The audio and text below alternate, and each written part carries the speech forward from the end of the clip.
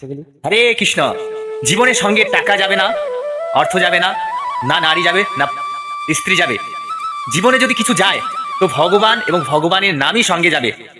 তো তার জন্য আমরা আজকে জানতে চাইবো যে আমরা মানুষের যে জীবনটা পেয়েছি, সেই মানুষের জীবনটা পাওয়ার জন্য আমাদের মানুষ জীবনটা পাওয়ার পিছনে কি উদ্দেশ্য আছে সেই জিনিসটা আজকে আমরা জানবো।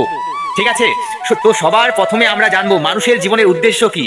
ভগবান বলছে আহার নিদ্রা ভয় ম্যাথুনাম চ সামান্য এতৎ পশুভীর নরানা সমানা ধর্ম হি একো অধিক বিশেষ ধর্মেণ হিনা পশুভীর সমানা।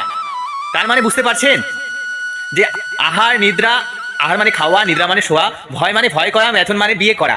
তো সেটা পশুও করে বা মানুষও করে।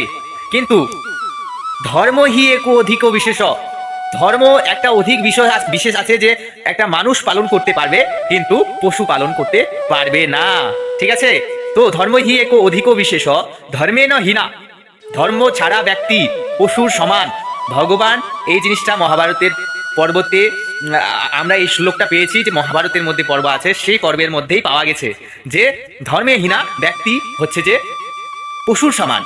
তো তার জন্যই ভগবান আমাদেরকে ধর্ম শিক্ষা প্রদান করছেন যে আমরা যেন ভগবানের কাছে ফিরে যেতে পারি।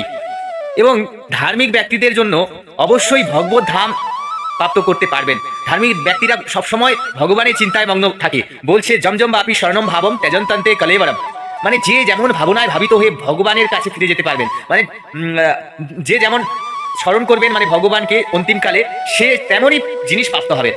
কেউ যদি অর্থ স্মরণ করে তো তিনি অর্থই পাবেন, কিন্তু কেউ যদি ভগবানকে স্মরণ করে তিনি ভগবত ধামে যেতে পারবেন। হরে কৃষ্ণ। আজকের জন্য এতটুকুই, যে মানুষ জীবনের উদ্দেশ্য হচ্ছে ভগবানের কাছে ফিরে যাওয়া, ভগবানকে জানা।